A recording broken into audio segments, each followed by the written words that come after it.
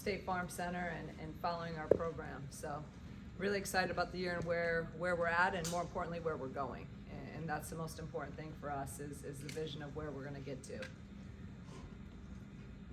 You Open guys, for question? fire away. Like when you try to look at what you wanted to see from this program, the biggest area of growth you wanted to see since you kind of came in to where you're at now, what's kind of the emphasis that you've had this offseason trying to get them to grow to where you wanted to get to? Yeah, with a brand new team, you know, we had 5 from last year's team, and then everyone else is new, and we have transfers in there.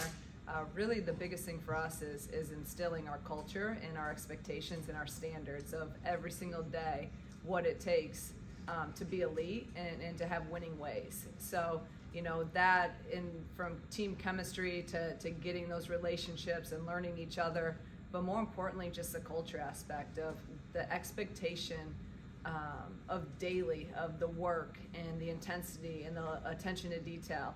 You know, you can be good, you can be great, and then you can be elite. And in order to be elite, it's really, really hard.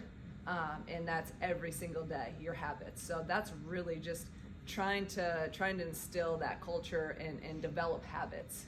Where do you feel like you are in that process, and maybe what was the process just getting to this point? I think we're getting there. Obviously, we're never there. Even, you know, last year with the veteran team that won 26 games, I this time of the year I didn't feel like we were there, right? But I know we are getting better. We are way further than, you know, you look back to that last day. But it's, again, the consistency of that. You know, we'll have a few good days, and then you have to have and that's really, really hard. Like I said, it's not easy, but that's the expectation. That's the standard. So just the consistency level of it through, you know, now that we're into our 20-hour weeks, even a 2-hour practice as opposed to just an hour, and the mental and physical focus and discipline to get them to that level. What does it mean to your former Dayton players here to help you kind of have a player voice in what you do? I think it's huge, right? They understand. They know again standards. They know what it takes to win. They know what I'm about. They know, you know, my good and my bad days, and they can try to help our players. And hey, no, this is what coach means. This is how we do things. This is, you know, the culture that we want. So when you take over a program and you're trying to establish an entirely new culture, I think it's always key to have some players. So it's not just coaches always saying this is how we do stuff. You have 2 players that have been there, done it, and have won and know what it takes. So I think that's been super, super beneficial and helped us in the transition a little bit smoother. How much clarity do you have on roles for your players right now on the court, positionally, and just how you're going to operate your scheme? Yeah, I think it's every day gets clearer. You know, it's getting clearer and clearer, and I think you're starting to get into, you know, we're a couple weeks out and we have a scrimmage, so it's going to get real clear real quick. And I just told our staff yesterday, this is when stuff starts to get real a little bit. You know, roles are starting to be determined. So in my mind, I have that in terms of a lot of the players, but then a lot of it's just, you know, some of the younger guys. How are they gonna develop? How quickly are they gonna catch on? But I think, you know, the 5, 6, 7, 8, like I feel, you know, I'm comfortable with who's gonna play a majority and who we're gonna need to play a lot of minutes this year. Coach, what's Camille's status right now? Is she back full go? Yes, she's actually full go as of recently. So she's working her way back, and you know, every day it's just going to be a process with her. Coach, what's your philosophy like as far as, like, you know, your system versus the type of players you have? So do you adjust, or do you play to the style of players that you have? Great question, and I think we're pretty fortunate that we have players that can fit how we want to play. Now the depth part is going to be obviously an issue. That's the number one thing I see is we got to obviously add depth, but our players they're completely able to play at the pace that we want to play at. Now defensively, they're fully capable. It's again getting the mindset of the consistency of defense matters, and if you're not going to defend, you're not going to be on the floor for our team. It's non-negotiable. So I think that, you know, we have some players that fit us, and now it's obviously the recruiting piece is critical in this class, and then, you know, the next 2 classes really. Is it still too early to tell, or do you know who basically the shot makers are going to be for you? Who's been stepping up in practice? I I mean, you can see that. You can see who is going to have to, get up a lot of shots and score a lot of baskets. I mean, in my system, in my programs, we've always had very balanced scoring. So our best teams, I mean, we never have had a 20-plus point score in my 6 years of being a head coach. It's always been very balanced, and that's just our offensive approach. So we're going to need, 5, 6, 7 guys to all, step up and contribute in scoring, and then more importantly, rebounding. In today's world of NIL, there's so much difference. What does a new facility like this mean for your program, whether it's day-to-day or recruiting?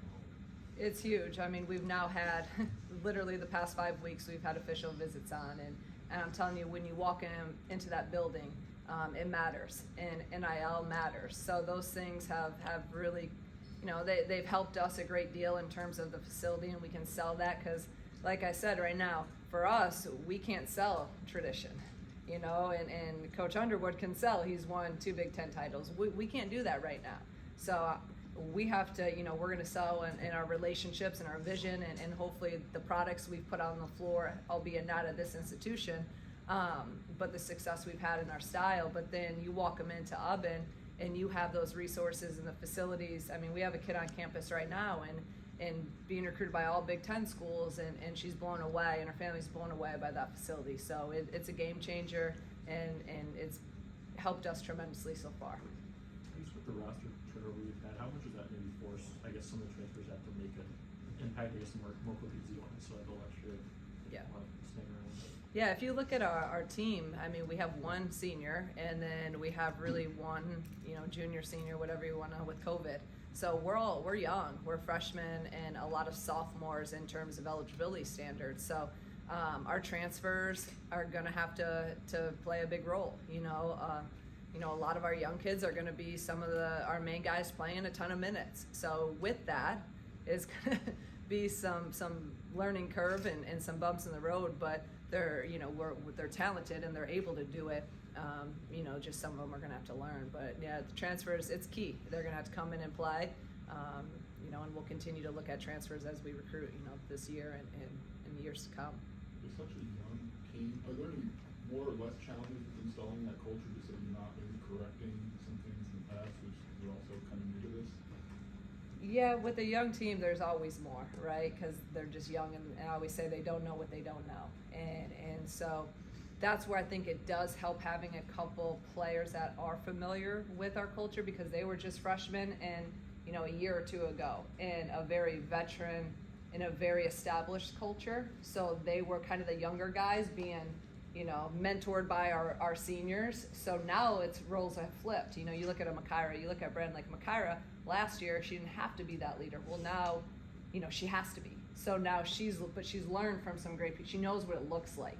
And so now she's really stepping into that leadership role. So I just think with youth, it's always tough, and that's more on us as coaches and myself as a leader to, be creative and try to find ways to teach them and educate them and help them develop as leaders. How beneficial was it to have most of the players on campus throughout most of the summer and sort of this transition period that you've been talking about? I mean, that's huge. You have to have that.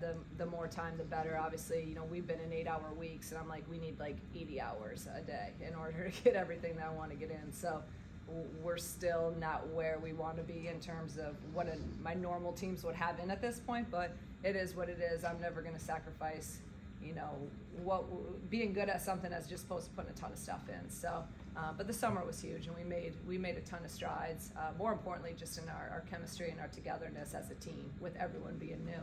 Can you go back to Camille? When obviously you got here, she probably had choices of whether she wanted to come back. What were your conversations with her, and what did it mean to get her to buy in? Yeah, I mean, I think number one, she's a Illinois kid, right? And she chose Illinois. Like my first conversation with her, she said she chose Illinois because she loved the school and she wanted to do something in her home state and be part of the change. So really, she was completely bought into this school and this program, and it's pretty cool to see that. So hopefully as she gets healthy, she can just continue to make progress and make strides. And that's why it's so great that she's now cleared and able to go and start that process of just getting better every single day. Shauna, is there anything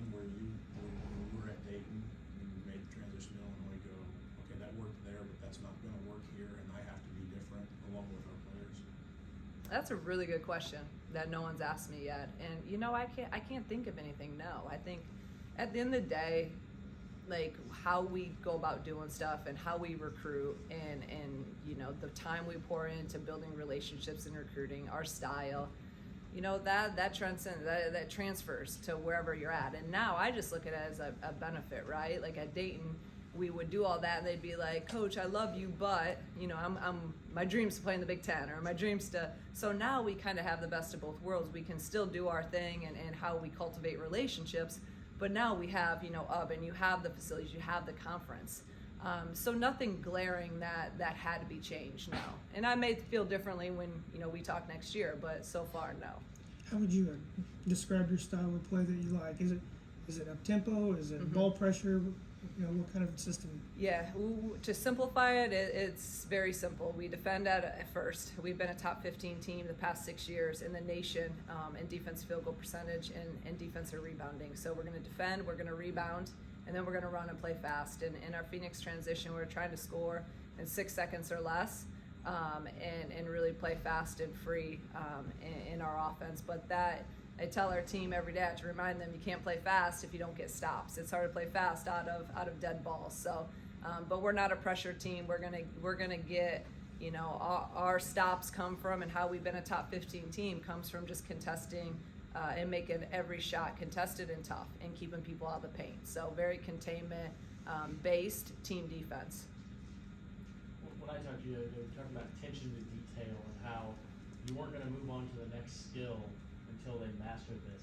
How close are you to getting to move on to the skills you wanted to have for the first game? We're pretty close. I mean, again, our defensive system is not too complex. It's very simple, but yet very hard, right? So simple in concept, but hard in discipline and detail and the effort and intensity you need possession by possession.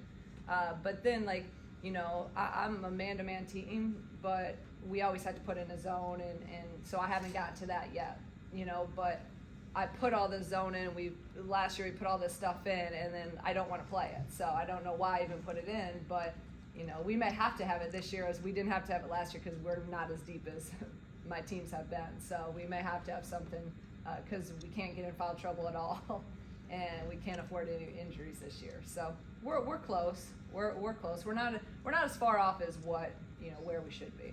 You're talking about Dayton transition. McCarter Cook, a really elite player at Dayton for you. What's the transition like for her going to the Big Ten? Is there going to be a transition for her, or is she going to be that level player? She's that level player, no doubt about it. Now it's going to be a transition because people are going to key in on her. I mean, anyone that's watched her or watched us knows she's going to be our go-to player.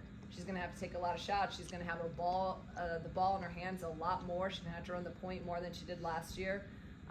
So obviously people are going to be keyed in. So, you know, it's going to look a little bit different, yeah, but if you look at her stats from last year, all of her big games really came against our Big Ten opponents.